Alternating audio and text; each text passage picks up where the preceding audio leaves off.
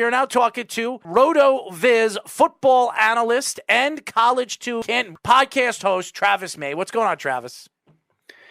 Glad to be here, guys. Just talking through some NFL draft stuff, NFL rumors, I guess, and trades and all sorts of good stuff. And, this offseason has been the crazy, most insane NFL offseason in recent memory, and maybe ever. So it seems like every week, every day, there's something else to talk about. So we'll be talking about Tom Brady going to another team soon because it seems like that's going to happen too. Look at his face; he's shaking because he has no idea what's going on. I might believe you. Just like you mentioned, AJ Brown, like in trade. I don't think that's going to happen, but like I could see, and nothing would surprise at this point. Nothing will surprise. I mean, Deebo Samuels is a name that everybody's been talking about. San Francisco knows they're going to have to pay him. Are they going to be willing to pay him? And are they going to give him the money that Tyreek Hill got or Davante Adams got? Because if he has another one of those years that he had last year, he's going to get a lot of money. So are they willing to trade him or are they willing to keep him? That's going to be the question moving forward before the season. But before we get into that, why don't we talk about how did you become a football analyst for RotoViz and obviously College 2 Canton? How did you decide to get involved with these organizations? Sure. So I've been doing football analysis, I guess, 7 years. 7 years since 2015 now. I actually, at the time, was working in music publishing here in Nashville, Tennessee. Did that for 6 or 7 years. And but I wanted to, kind of have a side hustle. And so I started with the Fantasy Authority, went over to Dynasty League Football, worked for a subsidiary of SB Nation, covering the Titans. I covered the Falcons for a bit.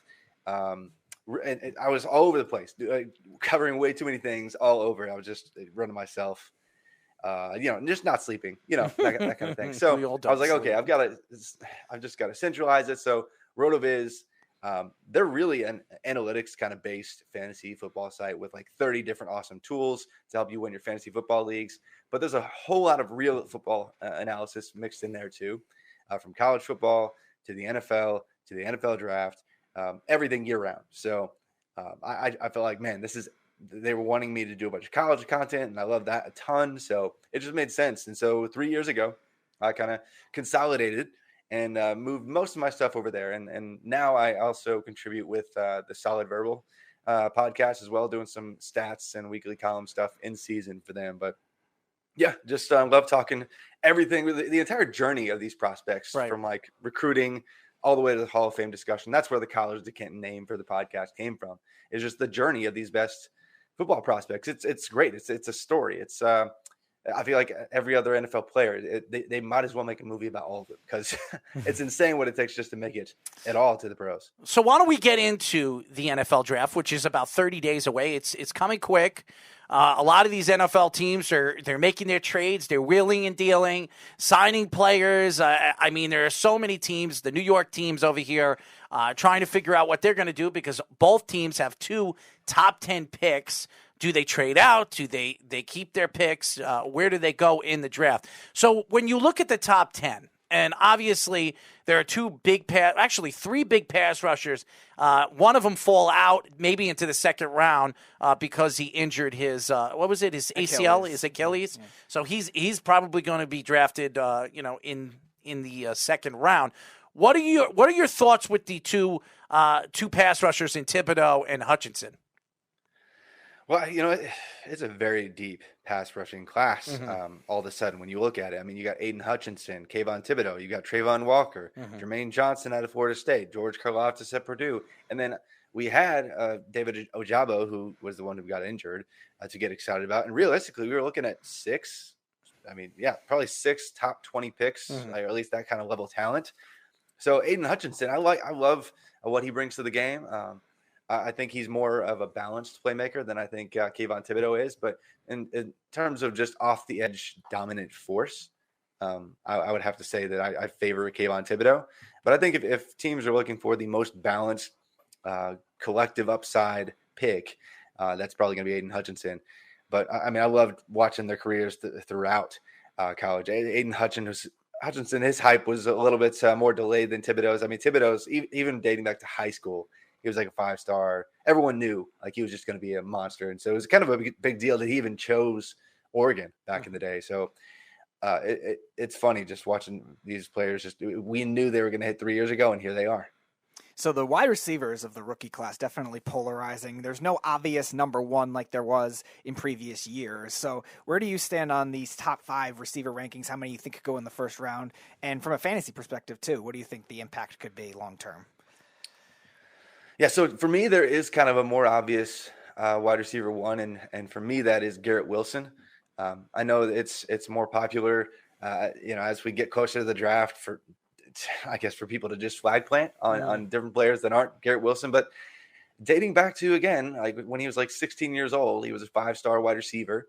And so really, literally 5 years ago, everyone was thinking this guy was going to be a first-round pick. And even still today, he is the number 1 ranked and mocked wide receiver 1 all over.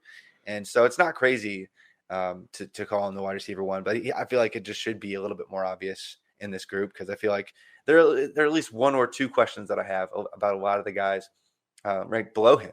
But it's not that it's a bad class after him. I just think that he is proven at every wide receiver position, starting out his career in the slot, shifting outsides, having success there, dominating while sharing targets with 2 other future NFL wide receivers already.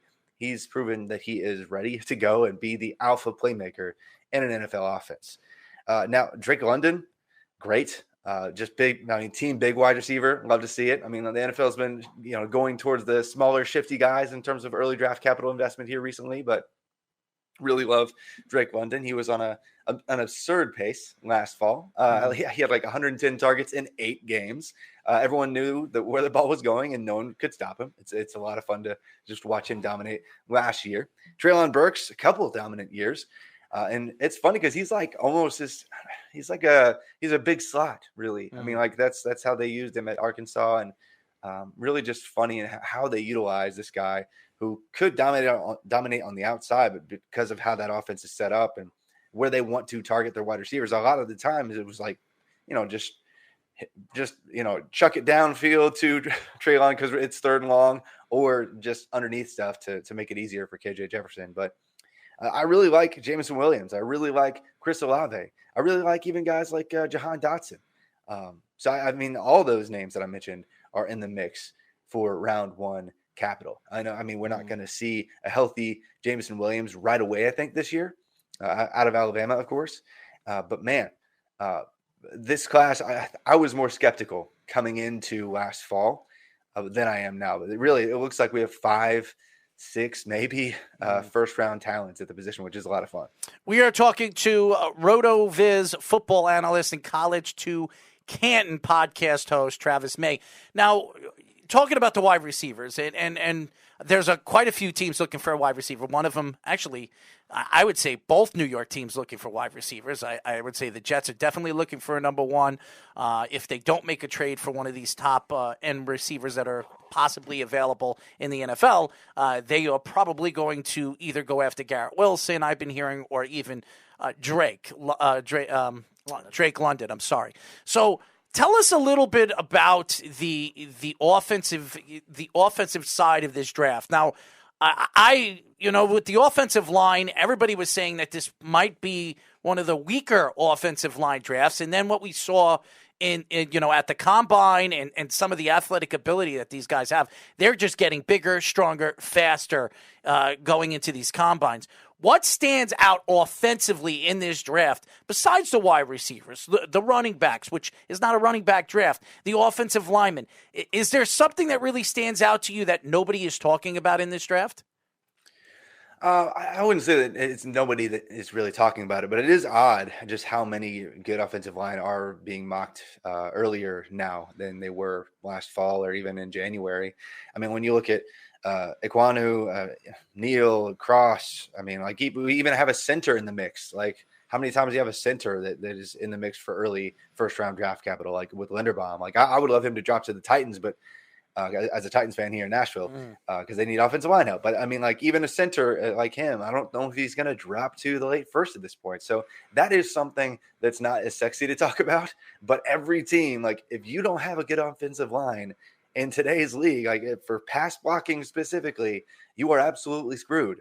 And so that's a big deal. And for there to be like about a half dozen guys there that could all go in the first half of the first round, I mean, that's not completely normal. I mean, we see a few, but like really 6 or more, just if we just rank them agnostic of team need, like could be like in the top 10, like best real players in the draft. Like that's not really normal. And part of it is, I think, you know, with this 2022 class, it's jam-packed full of players because of the extra year of COVID eligibility for college. We saw players stay an extra year, a 5th year, a 6th year of college. And so it's an older class, a deeper class than we've ever actually seen ever. And so that makes it a little bit deeper and more fun at other positions and pushes other positions, I think, a little bit further down the board. You mentioned the running backs.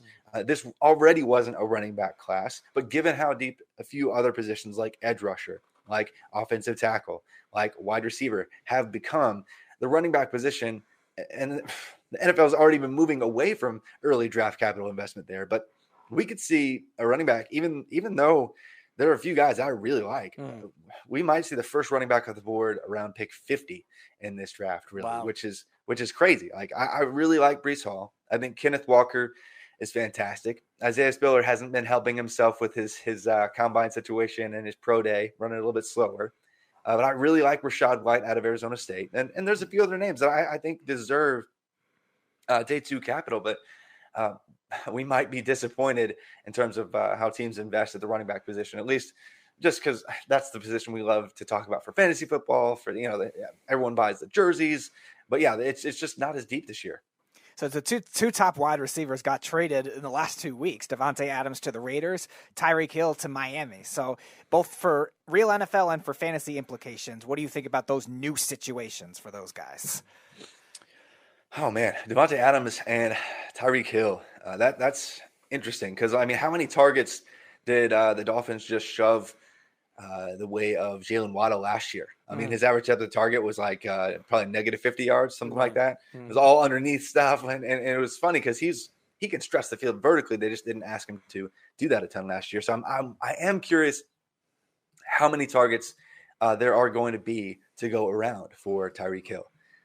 Now, Tyreek Hill hasn't been a guy who's been dependent on 150 plus targets to give us really good impact for all of our favorite fantasy football teams. He's been like, a top 2 or 3 wide receiver for like 5-6 years now in terms of collective production. And the only other guy who's been more impressive than him was Davante Adams. And so basically the 1 and 2 in terms of raw production in the entire NFL over the past 5 seasons just got new homes. So I really don't know what to think. I think it's an obvious downgrade in quarterback quality in both situations. I mean, Tyreek Hill moving off of Patrick Mahomes going to Tua Tagovailoa. I mean, no knock on Tua. Patrick Mahomes is just like a top 2-3 talent in the league. And then Aaron Rodgers might be the best, maybe not the best quarterback of all time, but maybe the best just spinner, thrower, whatever you want to say of the football, the league scene. Like he's just got a bizarre, amazing skill set, even if he is just a jerk objectively. But so I think that there's going to be no shortage of targets for Davante Adams, though, because you pair him with his old college quarterback with Derek Carr. And, looking back to the 2013, 2014 seasons, they connected for like 38 touchdowns in 2 seasons back at Fresno State. And yes, it's been a long time since they've played together, but there's a reason Davante went to go play with his old buddy from Fresno State. They're going to have some fun just putting up bonkers numbers. So that's I'm more confident in Davante Adams and his ability to succeed just from a raw production standpoint than I am with Tyreek Hill, just because Jalen Waddle is amazing. And he and Tyreek Hill, their skill sets kind of step on each other, I think. So, yeah, I think both will succeed. I just don't think we're going to see top 2, top 3 production out of Hill, whereas I think we might see that same ceiling out of Adams.